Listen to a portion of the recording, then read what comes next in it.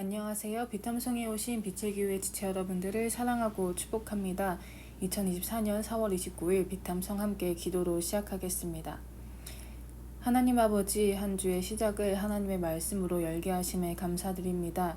하나님의 말씀을 듣고 그 안에 살아가게 해주세요. 예수님의 이름으로 기도드립니다. 아멘.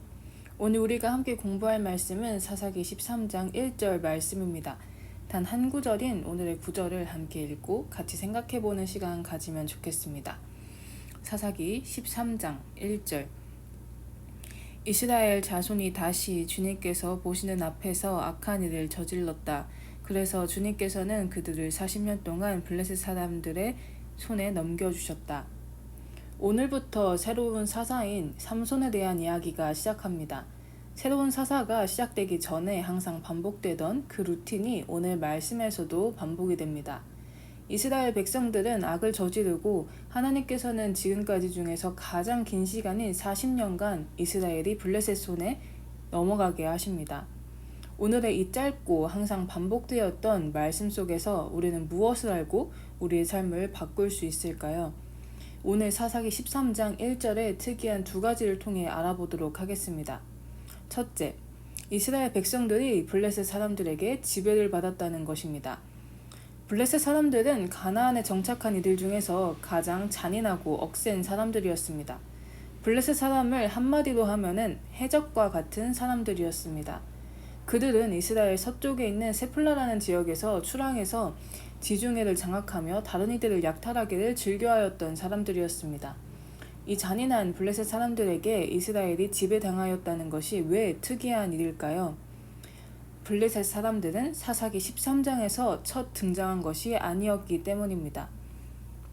사사기 3장 31절.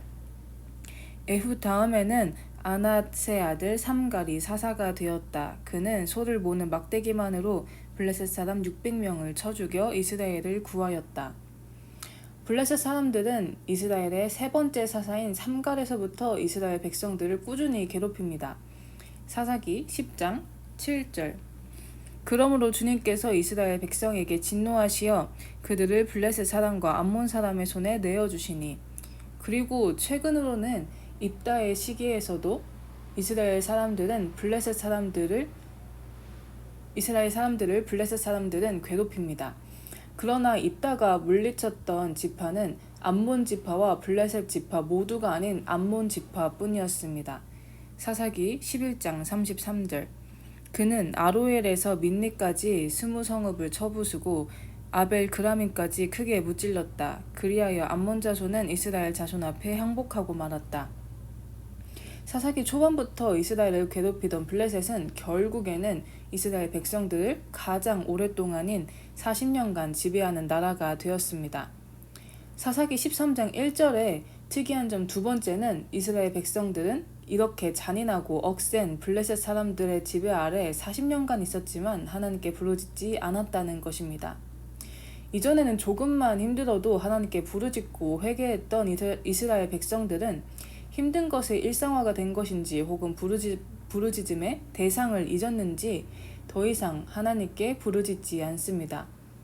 우리의 삶은 과연 이스라엘과 많이 다를까요? 이스라엘 백성들은 여느 때와 같이 악한 일을 행합니다. 이스라엘 백성들이 악한 일을 행하였다는 것을 사사기 13장 1절에서는 주님께서 보시는 앞에서 행하였다고 합니다. 당시는 성전이 아닌 성막이 있었던 시절이었습니다. 성막은 하나님께서 이스라엘 백성들 가운데 임재하신다는 것을 의미하시는 것이었습니다. 그러나 이스라엘 백성들은 자신들이 보고 있는 하나님의 성막은 뒤로 한 채 하나님은 보지 못하고 알지 못하실 것이다 라고 생각하며 우상을 섬기며 죄를 지은 것입니다. 우리는 과연 어떠할까요? 고린도전서 3장 16절. 여러분은 하나님의 성전이며 하나님의 성령이 여러분 안에 거하신다는 것을 알지 못합니까? 성령 하나님께서 우리 가운데 거하시며 우리와 함께 하신다고 하나님께서 말씀하셨습니다. 그러나 우리는 특히 나 혼자 있을 때 그 누구도 내가 죄를 짓는다는 것을 보지 못한다라고 생각하며 죄를 지을 때가 있습니다. 하나님께서는 그런 우리에게 동일하게 말씀하실 것입니다.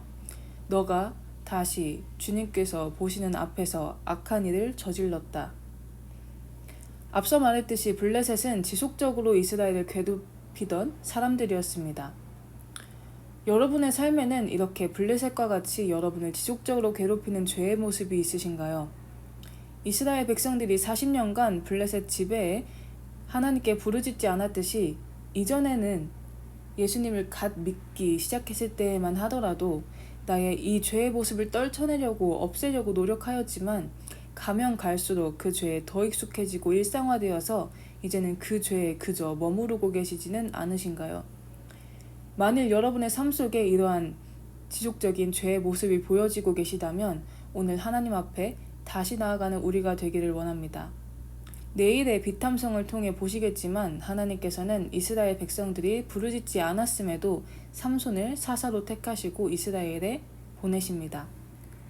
하나님께서 여러분을 죄에서 구원하시며 자유롭게 하시는 것도 마찬가지입니다.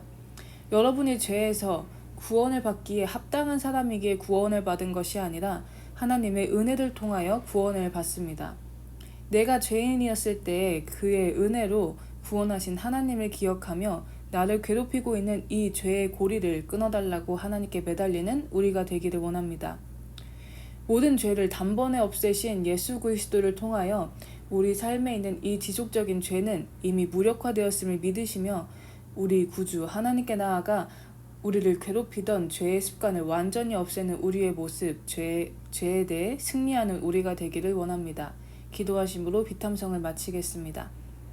살아계신 하나님 아버지 감사합니다. 오늘 비탐성의 말씀을 통해 우리의 삶 속에 있던 지속적인 죄의 습관들을 알게 해주심에 감사드립니다. 이제는 그 삶 속에서 머무르는 것이 아니라 이 죄의 작은 습관들마저 예수님 안에서 없애며 죄에 승리하는 우리가 되게 해주세요. 예수님의 이름으로 기도드립니다. 아멘.